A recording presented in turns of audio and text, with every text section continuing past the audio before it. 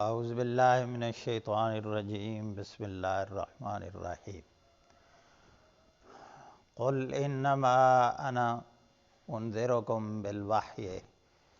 ولا يسمع الصم الدعاء اذا ما ينذرون۔ قل کہہ دیجئے اے نبی صلی اللہ علیہ وسلم، انما انذرکم، بے شک میں تم کو ڈراتا ہوں وحی کے ذریعے۔ پچھلا درس آپ کو یاد ہوگا، نبی علیہ السلام سے عذاب کا مطالبہ کرتے تھے، اور وہ کہتے تھے کہ جو عذاب جس کا آپ ہمیں ڈراتے ہیں، دھمکاتے ہیں، وہ عذاب کب آئے گا؟ ہم تو ایسے ہی زندگی گزار رہے ہیں، ہمارے آباء و اجداد بھی اسی مذہب پہ تھے، اسی دین پہ تھے، ہم ایسے زندگی گزار کے چلے گئے، وہ بھی اس دنیا سے چلے گئے، ہزاروں اربوں خربوں سال ہو چکے ہیں، تو وہ اللہ کا عذاب اور وہ قیامت وہ کب آئے گی؟ یہ نبی علیہ السلام سے مطالبہ کرتے تھے۔ تو اللہ رب العزت نے فرمایا، پچھلے درس میں یہ بات آپ نے سنی تھی کہ اگر اللہ عذاب کا فیصلہ کر لے گا تو پھر کوئی نہیں ہے جو اللہ کے عذاب کے فیصلے میں رکاوٹ ڈالے، پھر تمہیں تباہی اور بربادی سے کوئی نہیں روک سکتا، پھر ذلت اور رسوائی سے تم نہیں بچ سکتے۔ اس کا مناسب طریقہ کیا ہے؟ قل انما انا انذرکم بالوحی، بے شک میں تو تمہیں وحی کے ذریعے ڈرا رہا ہوں۔ میں، یہ نذیر کے معنی میں ہمدردی اور خیرخواہی کا معنی ہوتا ہے، یعنی نبی علیہ السلام انہیں یہ بات کہہ رہے ہیں کہ میری حیثیت کو سمجھو، میں تمہارے ساتھ محبت کرتا ہوں، میں تمہیں ناکامی سے بچانا چاہتا ہوں، میں تمہیں ذلت اور رسوائی سے بچانا چاہتا ہوں، اللہ کے غضب اور غصے سے بچانا چاہتا ہوں، میں تمہارا خیر خواہ ہوں، میں تمہارا دشمن نہیں ہوں کہ تمہیں تباہی اور بربادی کی طرف لے جاؤں، میں تو تمہیں کامیاب دیکھنا چاہتا ہوں، خوشحال دیکھنا چاہتا ہوں، اللہ کی رحمت کا مستحق دیکھنا چاہتا ہوں، اور وہ طریقہ کیا ہے؟ وہ ہے وحی کے ذریعے تمہیں بتا رہا ہوں کہ یہ تمہاری کامیابی کا راستہ ہے۔ میں اپنی طرف سے، یعنی یہ بھی بات انہیں بتا رہے ہیں کہ میں اپنی طرف سے نہیں کہہ رہا، میں جو باتیں تمہارے ساتھ کر رہا ہوں یہ اللہ کی باتیں ہیں، میں جو تمہارے ساتھ شیئر کر رہا ہوں، میں وحی کی بات کرتا ہوں، اپنی طرف سے کچھ نہیں کہتا۔ اور یہ عذاب کا فیصلہ بھی اللہ کا فیصلہ ہے کہ اس نے کب فیصلہ کرنا ہے، کب کسی کو پکڑنا ہے، یہ دنیا کے اندر پکڑنا ہے یا آخرت کے اندر پکڑنا ہے، میرا کام تمہیں وحی کے ذریعے بتا دینا ہے، اور اس کے پیچھے میری ہمدردی ہے اور خیرخواہی ہے۔ اور اس نبی کے بارے میں اللہ خود کہتے ہیں فَلَعَلَّكَ بَاخِعٌ نَفْسَكَ عَلَىٰ آثَارِهِمْ إِن لَّمْ يُؤْمِنُوا بِهَٰذَا الْحَدِيثِ آسَفًا۔ اے نبی، آپ اتنے پریشان ہوتے ہیں اپنی امت کے بارے میں، آپ تو اپنی جان کو ہلاکت میں ڈال رہے ہیں، آپ اتنے نہ فکر مند ہوا کریں، آپ کی راتیں، آپ کا دن، آپ کا سفر، آپ کا حضر، آپ کی جو انفرادی عبادات تھیں اس کے اندر امت کی فکر تھی۔ اللہم امتی، اللہم امتی، اور کئی حدیثیں ہیں جس سے یہ ثابت ہوتا ہے نبی علیہ السلام کے پاس باقاعدہ جبرائیل تشریف لائے اور انہوں نے کہا اللہ کے رسول ما یبکی، کا آپ اتنے کیوں روتے ہیں، آپ اتنی کیوں فکر مند ہیں، کہ کس وجہ سے آپ رو رہے ہیں؟ حالانکہ اللہ کو پتہ تھا۔ تو اس وقت اللہ کے نبی اپنی امت کی بات کر رہے ہیں، تو نبی علیہ السلام یہ کہہ رہے ہیں کہ دیکھو میری حیثیت کو سمجھو، میں تمہارا خیر خواہ ہوں، میں تمہاری بھلائی چاہتا ہوں، میری بات غور سے سنو، اور میں اللہ کی بات کر رہا ہوں وحی کی۔ وَلَا يَسْمَعُ الصُّمُّ الدُّعَاءَ إِذَا مَا يُنذَرُونَ، اور نہیں سنتا، سم کہتے ہیں بہرے کو، یہ یسمع و سماعت سے ملتا جلتا لفظ ہے، نہیں سنتا بہرا آدمی الدعاء، پکار کو، دعا میں نہ دعا ہوتا ہے، پکارنا کسی کو بلانا، کسی سے کچھ مانگنا،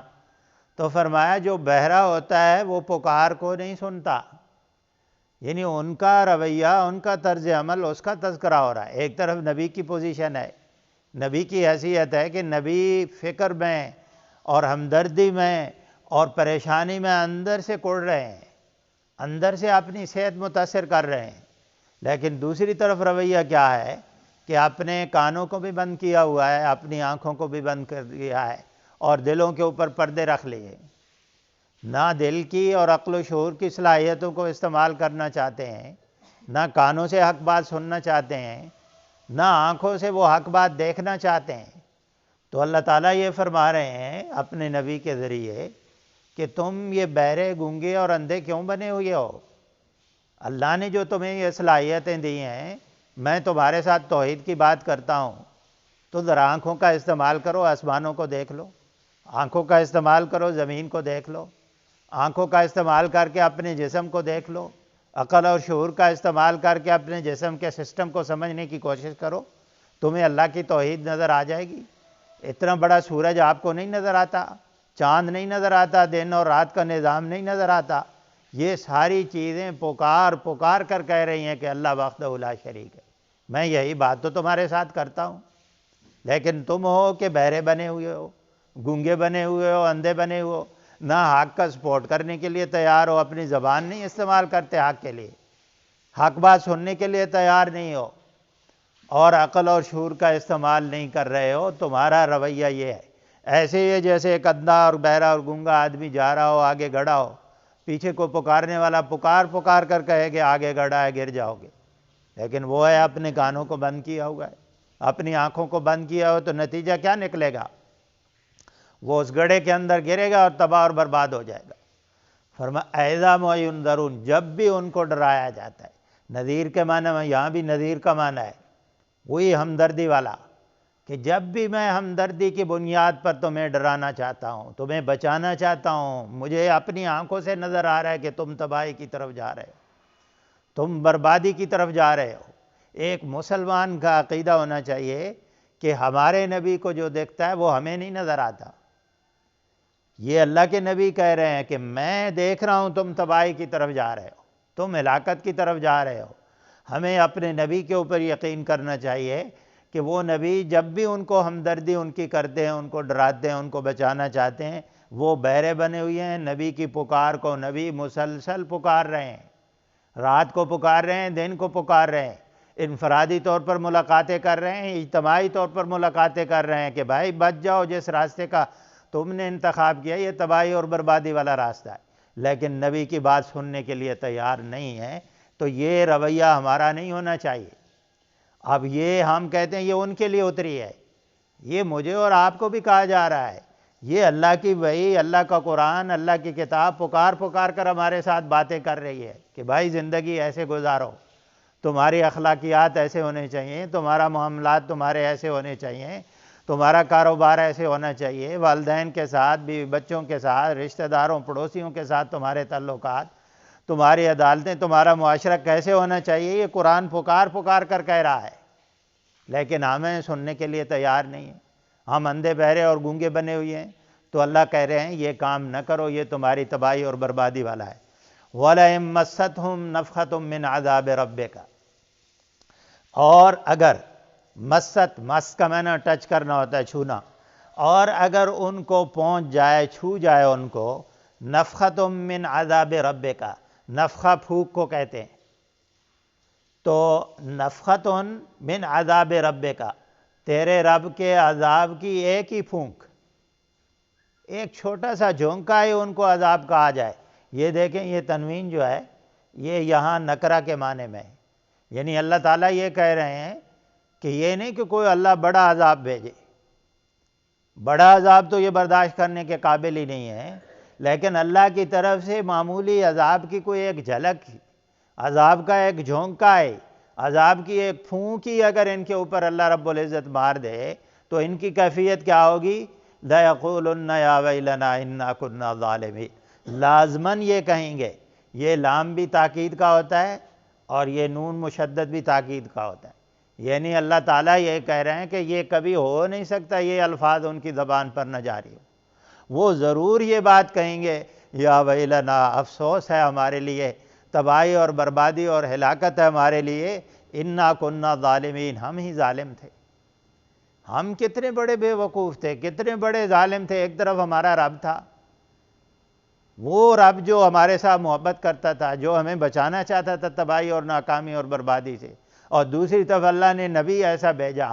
جس کے دل کے اندر امت کی فکر اور محبت کوٹ کوٹ کر بھری ہوئی تھی، لیکن ہم کتنے ظالم تھے کہ نہ اپنے رب اور اپنے خالق اور مالک کی بات سننے کے لیے تیار ہوئے، نہ نبی کی حیثیت کو پہچاننے کی کوشش کی، نہ اللہ کی کتاب کو وہ مقام اور مرتبہ دیا۔ اللہ نے سننے، دیکھنے اور سمجھنے کی صلاحیتیں دی تھی، ان کا استعمال نہیں کیا۔ اس وقت افسوس کا اظہار کریں گے اور کہیں گے ہائے افسوس، تباہی اور بربادی ہمارے لیے، ہم ظالم تھے۔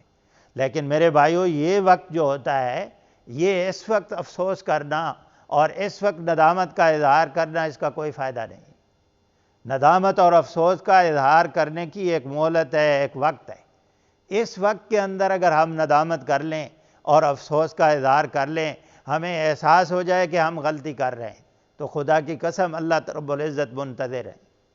اللہ رب العزت انتظار میں ہے کہ میرے بندے کس وقت ندامت کا اظہار کرے،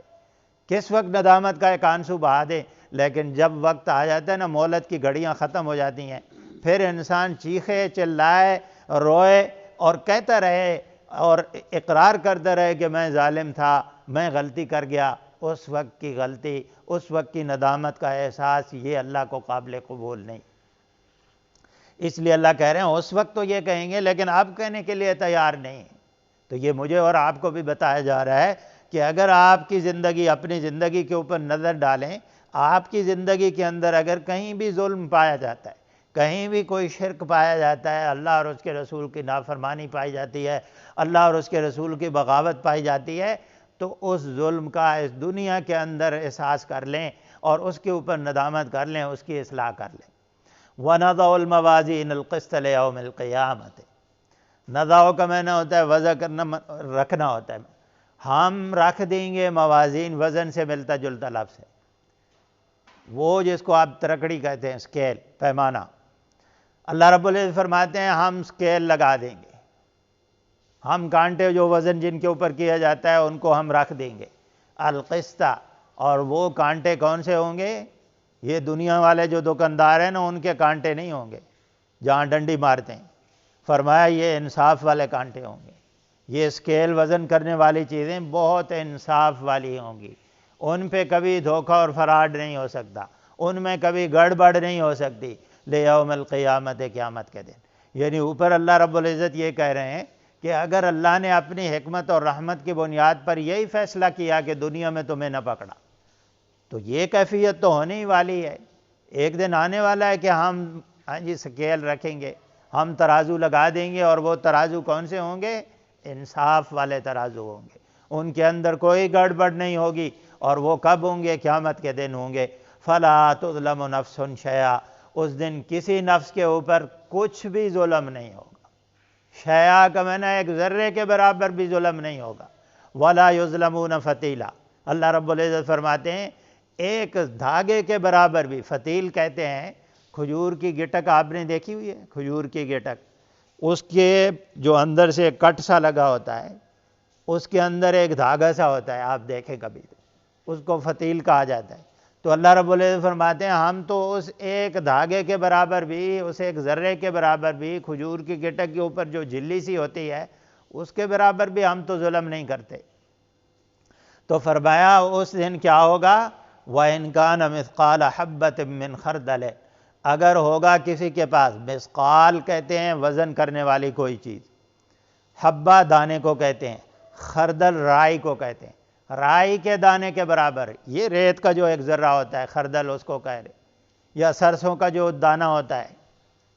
اس کو خردل کہہ رہے ہیں۔ تو رائی کے دانے کے برابر بھی اگر کسی کے پاس کوئی نیکی ہوگی یا کوئی شر ہوگی، اتینا بہا، ہم اس کو لے آئیں گے۔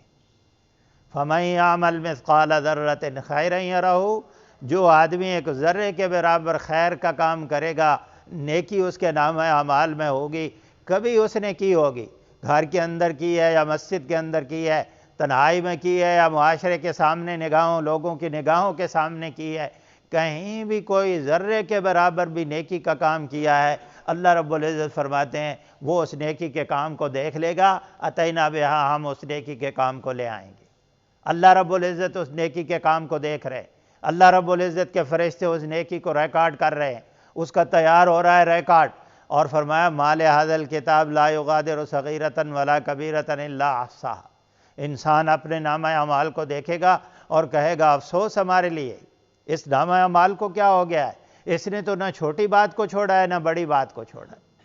ہم جن چیز کو چھوٹا اور معمولی سمجھتے تھے اور ان کو نظر انداز کر دیتے تھے، وہ باتیں بھی اس نامہ اعمال کے اندر موجود ہیں۔ بعض اوقات انسان نیکی کے کسی کام کو چھوٹا سمجھتا ہے اور معمولی سمجھتا ہے اور اس کو نظر انداز کر دیتا ہے، اور بعض اوقات انسان کسی برائی کے عمل کو چھوٹا سمجھتا ہے اور حقیر سمجھتا ہے اور وہ کرتا چلا جاتا ہے۔ اللہ رب العزت نے فرمایا کوئی عمل بھی چاہے چھوٹا اور ہو چاہے بڑا ہو، نیکی کا ہو چاہے شر کا ہو، اس کے بارے میں محتاط ہو جائیں، اس کے بارے میں فکر مند کریں، اس کے بارے میں منصوبہ بندی کریں۔